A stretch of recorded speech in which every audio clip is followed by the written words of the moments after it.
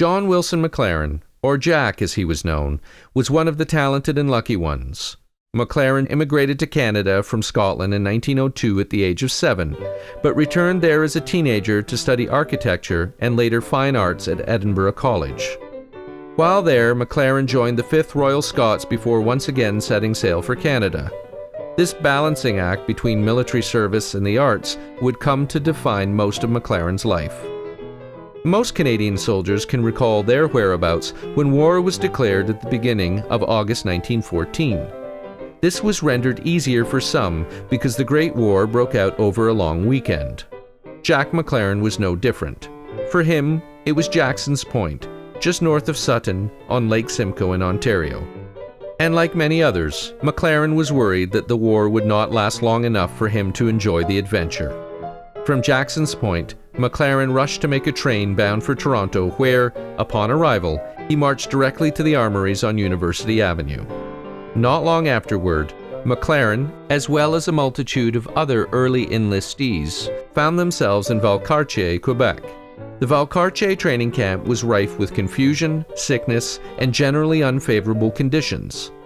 After 1 month of training, McLaren also fell ill with jaundice and was sent to the camp's field hospital. Unsatisfied with the treatment he was receiving, McLaren simply left the camp.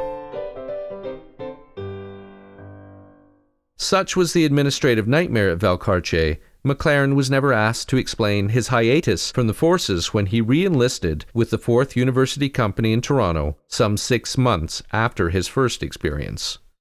Having re-enlisted in the 4th University Company in Montreal, McLaren would be one of the reinforcements sent to boost the depleted forces of the PPCLI. The PPCLI had been the brainchild of Lieutenant Colonel Alexander Hamilton Galt. A Montreal businessman, Galt represented one of the remaining vestiges of 19th century chivalry when he became the last private to raise and partially fund an army under the British Crown. McLaren was no ordinary foot soldier, and his haversack was surely one of the most unusual to be found in the Dominion Army. Along with his Ross rifle, McLaren's haversack toted a cigar box of various paints, watercolors, brushes, sketchboards, theatrical makeup, wigs, and sheet music. Remarkably, these items would serve the imaginative Scottish Canadian far better than his Ross rifle ever did. The coming of this peculiar artist to the Pats had been flagged for Captain Agar Adamson by his friend Professor Maver. The latter had written Adamson to inform him that McLaren presented a certain skill set that should be properly exploited for the benefit of the regiment. Initially, Adamson had pegged McLaren out for mapping duties, and so McLaren joined the sniper unit to sketch reconnaissance maps of the Ypres salient. But McLaren would not remain a sniper for long. However useful McLaren's shooting acumen or reconnaissance work was, his most important wartime calling was ahead of him. Soon, Adamson had McLaren organizing little impromptu concerts for his soldiers in the reserve area. Within a year of arriving at Europe's theater of war, McLaren and his singing soldier friends were poised to redefine the role of the Canadian Concert Party on the Western Front.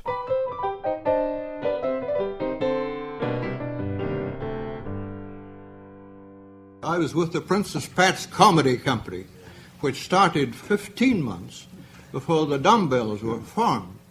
And it's an interesting thing that before I went overseas, there were 1,200 university men went as drafts to the Princess Pat's. And in our draft, there were a number of fellows who had played on Broadway and had played in the West End theaters in London. But before I joined up and went over, I had met a Professor James Maver. Now, James Maver was the father of Dora Maver Moore and the grandfather of Maver Moore.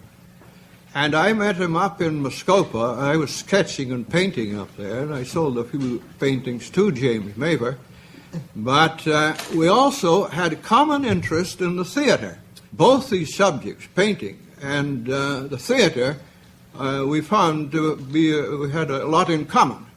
Now, when I enlisted and went overseas, I joined the Princess Pat's up in the Ypres salient. And I was there a week when I got a message to go and report to the colonel. and I went and reported, and the colonel had received a letter from Professor James Maver saying that I had some interest in the theater and in painting. As a matter of fact, when I went overseas, I took with me in my haversack the grease paint and wigs, and also a box of paints, oil paints, and I sketched up and down the front line. However, that's how I got started, and we used to play originally in barns behind when we were back on rest out of the front line.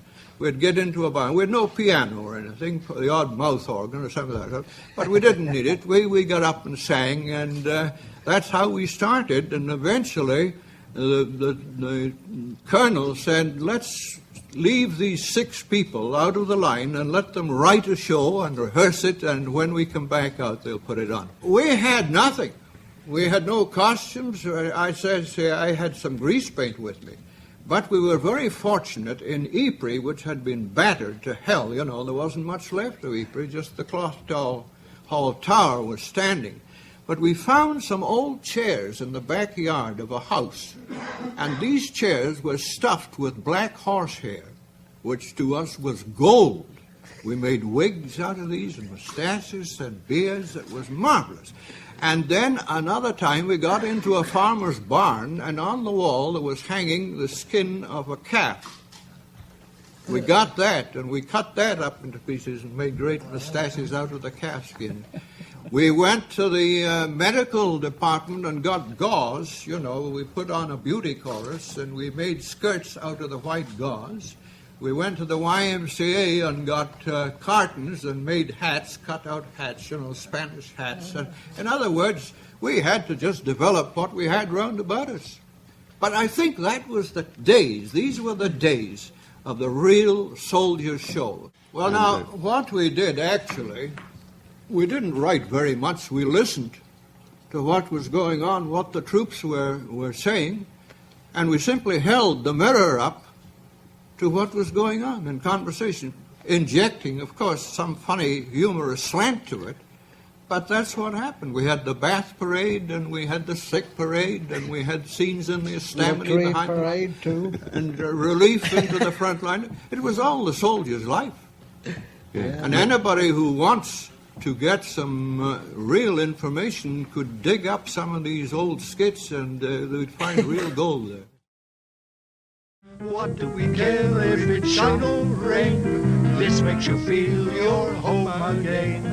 The Dumbbells. There can't be many Canadians over 50 who don't remember the Dumbbells by name. Hundreds of thousands saw their great soldier shows as they toured the country, the cities and the whistle stops for 40 weeks each year from 1919 to 1928. Unique in the history of Canadian show business, unique perhaps in the whole of the entertainment world, they remain to this day the only Canadian troupe of entertainers to stand the acid test of a Broadway run and score a critical and financial success. They were the real thing. Did you know how they began? Well, the big show had a humble birth at countless smokers and impromptu concerts right in the lines. The first actual date of an organized beginning was given me by Jack McLaren as May the 28th, 1916, when 8 talented members of the Princess Patricia's Canadian Light Infantry were excused from active duty in the line and told off to organize a concert party. Then it was that the first of the indigenous soldier material that was to become the stock in trade of the Dumbbells was written down as sketches, the first of the great burlesques that held the mirror of satire up to the troops, and they loved it, as did countless civilian audiences years later. This started the PPCLI Comedy Company. Meanwhile, a YMCA captain named Merton Plunkett, with the help of his brothers Alfred and Morley, and a very talented musician, Gitz Rice, who wrote that great old war song, Dear Old Pal of Mine, were putting on nightly concerts in the Y Hut. And on that foundation was built the 3rd Division's concert party that took its name from the divisional insignia, a red dumbbell. Perhaps when memory calls many of us back to the Great War, it's not to France and Flanders, to the mud and blood and horror of trenches we never saw. We remember, rather, the Dumbbells, who brought back with them from overseas something of the unflagging spirit and unfailing good humor that was the genius of the Canadian Corps. They were soldiers, too.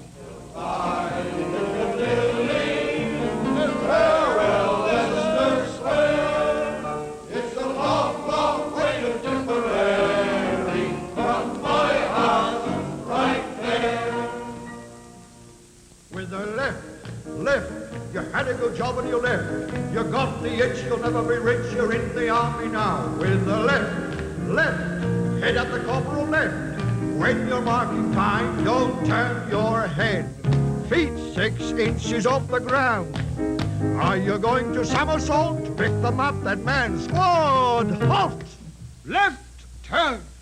Stand at ease. Stand easy. All present and correct, sir. Well, we may be all present, but are we correct? What do you mean, are we correct? Well, the fact of the matter is, we're all on parade and properly shaved. Now, let's get down to the bare facts. Come on. Come out from behind that haystack, Grandpa. Said he, feigning surprise. Yeah. The original musical director of the Dumbbells, Jack Ayre! Ta-da! And the premier ballerina chartreuse, Alan Murray. Ta-da! And your disguise is no longer useless, Jack McLaren. Remember, you may take my life, but you can never take my Victoria Cross. Ta-da! We played from coast to coast. The first year we went out, we played 44 weeks. And out of that, we would have Toronto, Montreal, and I think Winnipeg and Vancouver was a week's stand. Then we had about a dozen places where we'd play for 3 nights, and the majority of the stands were one-night stands. 44 weeks. Now, we got into such a stage of confusion that you'd go to the hotel or off the train and write a letter home or something of that sort, and you wouldn't know where the hell you were. I used to go to the desk and say, "What's the name of this town?" You know. War wasn't pleasant, but we kept ourselves going by jiving at everything, finding our fun where we could, and we found lots of it. Bruce Bain's father hit off beautifully for all of us with his old bill, and many of his taglines have lasted to this day. If you knows of a better old, go to it. Alpha Mo Kaiser, and was that one of ours? In the same spirit, here's another question. Where did that one go to, Herbert? Good old Alf and poor old Herbert somewhere on the Somme had their cushy dugout made a mess of by a bomb. So they found another hole, and when they crawled inside, a shell came over from the Boche, tumbled with a mighty splosh. Somewhere in a heap of slush, Alf looked up and said, "My gosh, where did that one go to, Herbert? Where did that one go?" So, say, "Oh, chummy, that one rummy, Herbert, tell me if you know what the, why the, how the, why the, where did that one go?" Alf and Herbert one fine evening somewhere in Paris walked into a cabaret as thirsty as can be. When the waitress served them both, she answered saucy ways. Alf turned round to give a wink. Herbert didn't stop to think, swallowed up poor Alfie's drink. Then Alf shouted, "Strike me pink! Where did that one go to, Herbert? Where did that one go? Oh. Say, oh, chummy, that was rummy, Herbert, tell me if you know." Well, the Duchess is a lady, of course, who has a kind of a large castle, or hall rather you'd call it, you know, of about 60 bedrooms or something like that, and a large lawn in the front with huge grounds. And she liked to entertain, this person did, especially the Canadian wounded, you see. And of course, in those days, the Canadian wounded, they wore a blue costume with white lapels and a red necktie, you see. And of course, in those days, a red necktie was a sign of effeminacy. So they didn't like wearing these red neckties, the soldiers didn't. They felt they were too effeminate with that on. But anyway, the Duchess would have talent there to entertain these wounded Tommies, you see. But unfortunately for them, her idea of entertainment was altogether See, she had an opera singer, and she had an old tragedian that came in, you know, and horrible, you see. And then with a lot of laughs through it, a lot of funny lines, like Red was sitting there with a big foot. He was apparently wounded in the foot, you know. And they used to ask you these silly questions. She'd come over to him and say, and where were you wounded? Well, you could see, you know. And he had some answer to say, well, I was hit in the head, lady, but the bandage slipped, you see, you know, something like that. Well, then the whole thing went horrible entertainment, anything what the boy wanted, till Alan came in as Miss Fewclothes. Fewclothes, yeah. Very abbreviated. My job was to run across the stage, do a pratfall, and get chucked out. Yeah. But I was sensational. Yeah. Madam Fewclothes, this is what the boys wanted, you see. But the old Duchess is disgusted. About 2 minutes. Yeah, and sends her home, and that's the end of the skit. But there was a lot of laughs in this skit, tremendous. Don't think of any more laughs in anything or any place. And it's a lasting skit because it's so ridiculous. See, McLaren was a Scotsman, had a moustache, only stuck on one half, you know, and the other half could go this way. And another one of the questions. And what were you duties? I was a sanitary man, Mrs. Oh, a sanitary man. And what did you do? And Bill tended to say, you tell her. Sanitary man. But anyway, in Toronto here, one day they said the Duchess of Devonshire is in the box. Well, we looked around and said, what can we do about it? We can't change a whole sketch. We just simply have to stand or fall by the Duchess. And she was a very pretty, petite thing, you know. So the curtain came down. It was the last number on the program. The curtain came down, and her aide was at the stage door. She said, the Duchess would like you to wait on stage if you would. So we all waited on stage, wondering what was happening. With Leonard. Leonard played the part of the Duchess. Leonard, sort of center stage.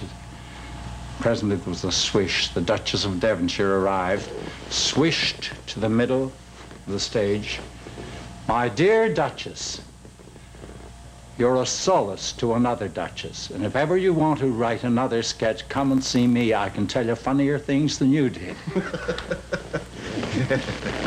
Yeah. She came twice after that. Yeah. Whenever we knew the Duchess of Devonshire was there, we knew the show would be successful, because she'd sit and howl her head off. Yeah. Oh, she was grand.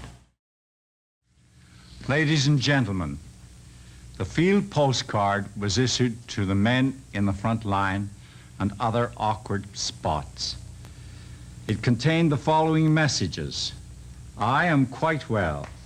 I've been admitted into hospital, sick, wounded, and am going on well, and hope to be discharged soon. I'm being sent down to the base. I've received your letter dated, your telegram dated, your parcel dated. Letter follows at first opportunity. I've received no letter from you lately for a long time. If anything else is added, the postcard will be destroyed.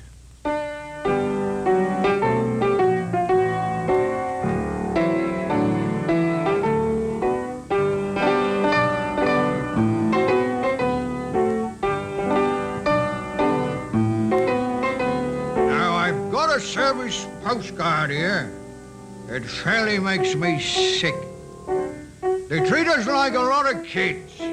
I think it's a bit thick. Now, I'm quite well appointed, just as though I couldn't write. I wonder why they thinks I went to night school every night. I don't tell my Emma we're going to the base. She'd think I meant the wash-hands then to scrub me dirty face. And here's your telegram received. Come strike me up a tree. I'd like to see my Emma sending telegrams to me. I don't want to tell her that I'm writing, for writing never has been in my line. Now, how can I tell her that I feels quite well when I've got the impetigo up my spine? I don't want to talk about the fighting, and I'm neither mad with stopping it. I only wants to say I love you still, but I can't find a place for that.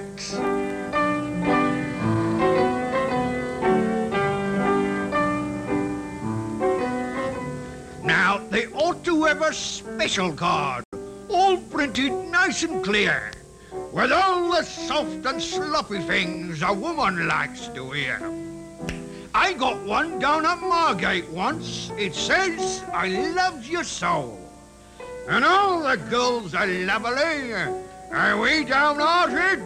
No! It had an arrow stuck right through two hearts with drops of bleed. Alongside a little Cupid, what a done the horrid deed. With half a dozen crosses, which was kisses at the head. That's the sort of postcard that a fella likes to send. I can't write and tell her that I'm wounded, because the bloomin' censor knows I'm not. I can't write and say I got the DCM when 14 days CB was all I got. I just wants to say I'm kinda lonely, and I'd like to hold her hand and have a chat. I only wants to say I love you still, but I can't find a place for that.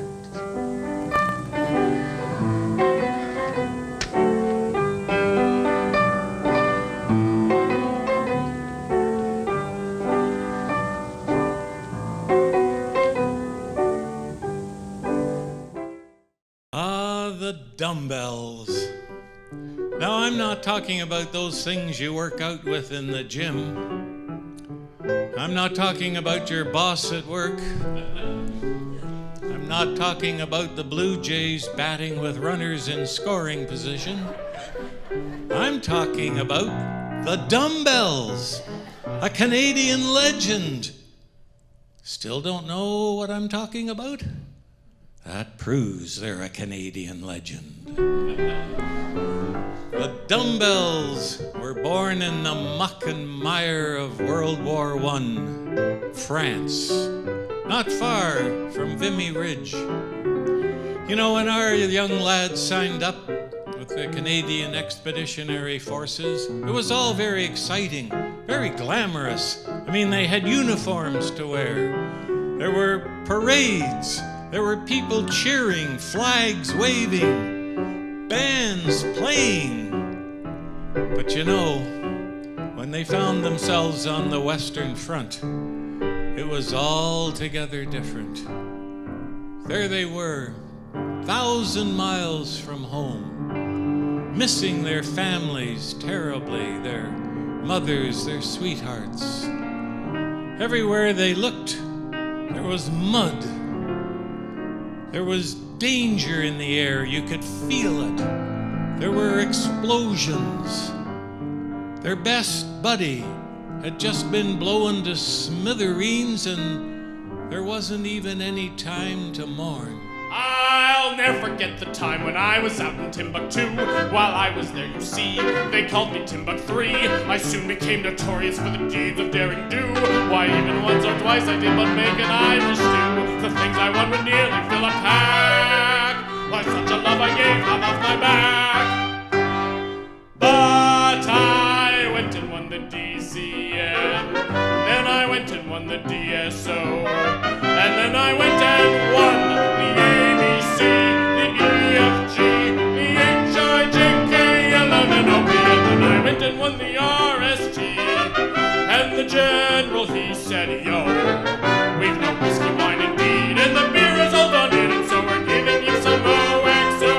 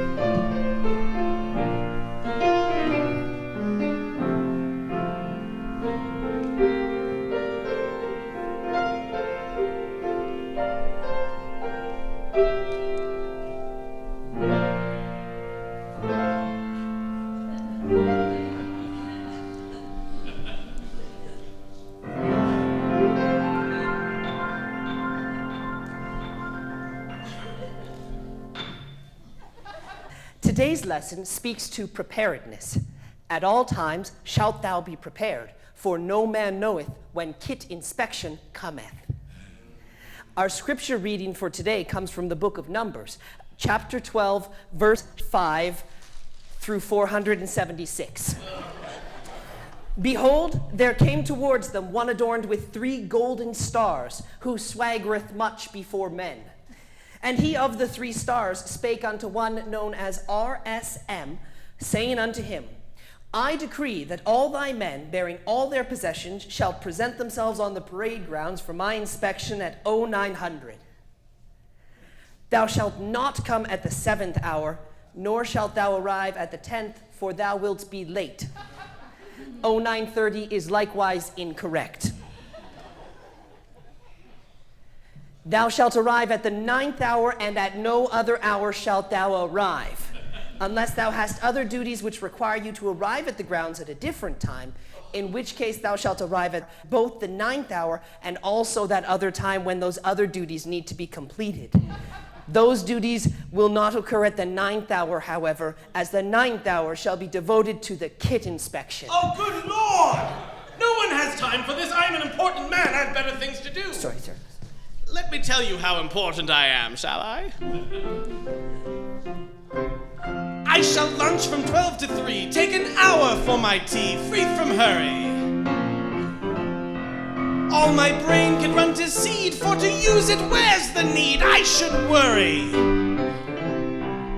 I shall move the troops about, turn the army inside out. If they say a word, I'll shift the blessed lot. If a blunder I should make, or some silly-ass mistake, I shall blame the office boy and have him shot. I'm on the staff. He's on the staff. I'm on the staff. He's on the staff. It's the job that's made for me. It's as easy as can be. I'm on the staff. He's on the staff. He's on the staff. And upon my soul, I really have to laugh.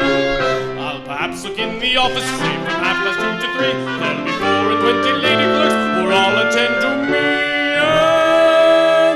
Nicest of the lot will put the sugar in my tea. I'm on the staff. I'm on the staff. Roaming in the gloaming on the bonny banks of Clyde. Roaming in the gloaming with my lassie by my side. When the sun begins to rest, that's the time that I love best. Oh, it's lovely roaming in the gloaming. Hey! La la la la la la.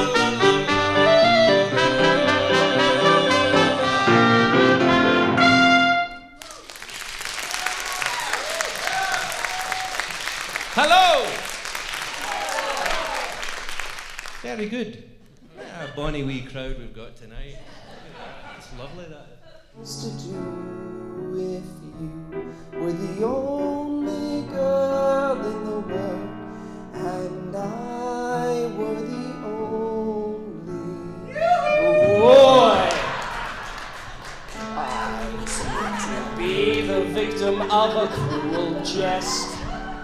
It haunts my footsteps with the girl I love the best. She's the sweetest thing that I have ever known, but still we never get the chance to be alone. My car will meet her, and her mother comes too. It's a 2-seater, still her mother comes too. And when they're visiting me, we finish afternoon tea. She loves to chimney with me, and her mother does too. To golf we started, and her mother came too. 3 bags I carted when her mother came too. She fainted on the first tee. My darling whispered to me, Jack dear, at last we are free. And then her mother came too. I know about these things. I know that if somewhere someone is telling your story, then you are not gone. The Dumbbells are not gone. They are not gone. I can see them, maybe only in my mind's eye, but I can see them here tonight. I can see my father's 19-year-old legs striding off purposefully. I can see the dumbbells trying to stand as straight as soldiers, maybe not quite succeeding. They're wearing hobnailed boots. Some of their puttees are coming unwound. Their uniform is that rough material, the color that we Ottawa Valley types call khaki. They've got mud on their uniform. Some of the buttons are missing. Some of them do not even shave yet. But they're still telling the old stories, singing the old songs.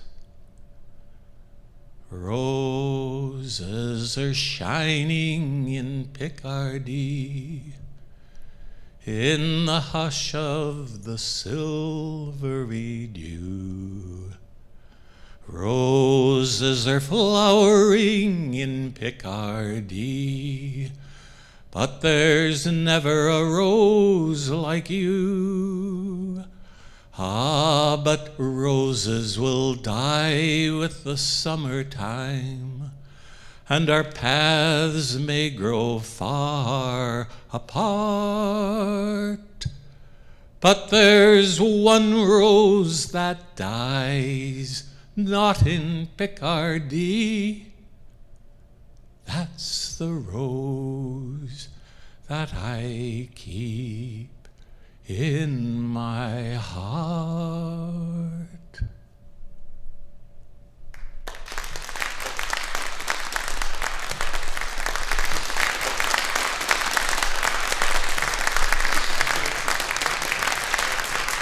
Jason, that was wistfully sad. Wistfully sad? Wistfully sad? It was bloody depressing, Lord. Look, Patrice here, he's nearly suicidal. We can't end the show like this, Lord. Oh, we can't end the show. Why get me talking like you? We can't end the show like this. The Dumbbells would never have ended a show like this. No. Now, you're the expert. What would they end with? I've got it. You've got it? 1, 2, 3.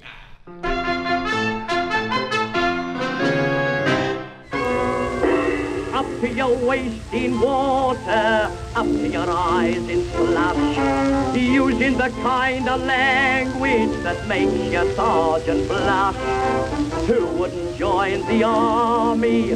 That's what we all inquire. Don't we pity the poor civilian sitting beside the fire? Oh, it's a lovely war. Who wouldn't be a soldier, eh? Why, it's a shame to take the pay. As soon as rebellion's gone, we feel just as heavy as lead. But we never get up till the sergeant brings our breakfast up to bed. Oh, it's a lovely war. What do we want with eggs and ham when we got plum and apple jam? On fours, right turn, how do we spend the money we earn? Oh, it's a lovely war.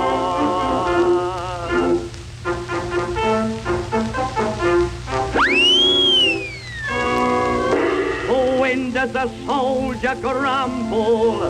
When does he make a fuss? Who is more contented in all the world than us? Oh, it's a cushy life, boys. Really, we love it so. Once a fella was sent on leave, and he simply refused to go. Oh,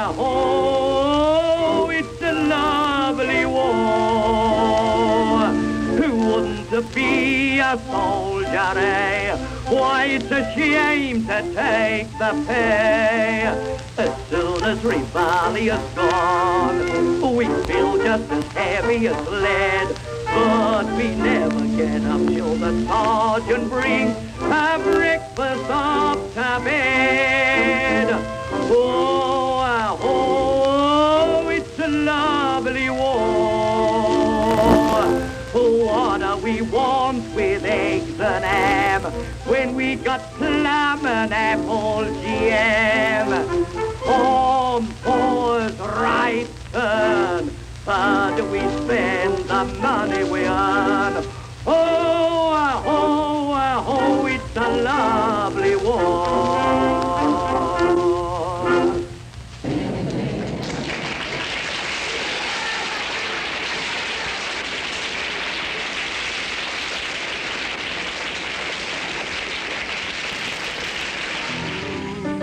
Keep your head down, Fritzy boy.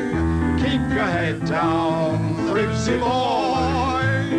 Last night in the pale moonlight, I saw you. You were mending your boudoir when we opened the rapid fire. If you want to see your mother or your sister or your brother, keep your head down, Fritzy boy. Sure, a little bit of shrapnel fell from out the sky one day, and it nestled in my shoulder in a sweet and loving way. And when the ammo saw it, sure it looked so peaceful there.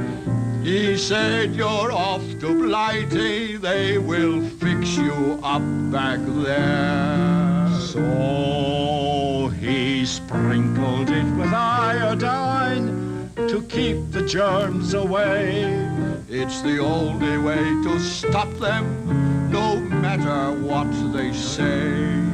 But when I left the CCS, he changed his fickle mind, and he marked me down for duty, and he sent me up the line. Call out the Army and the Navy, call out the rank and file, call out the good old territorials. They'll face the danger with a smile. Blimey, where are the lads of the old brigade who set old England free? You can call out your mother, your sister and your brother, but for God's sake don't call me.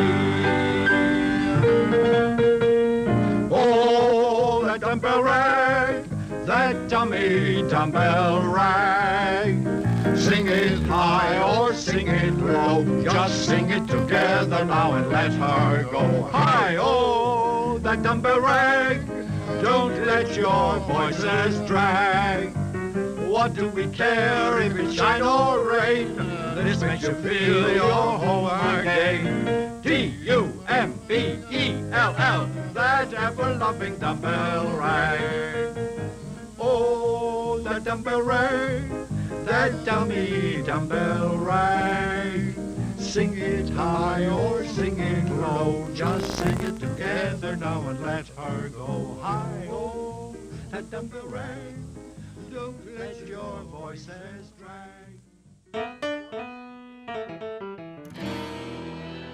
Jack McLaren, where's your haversack?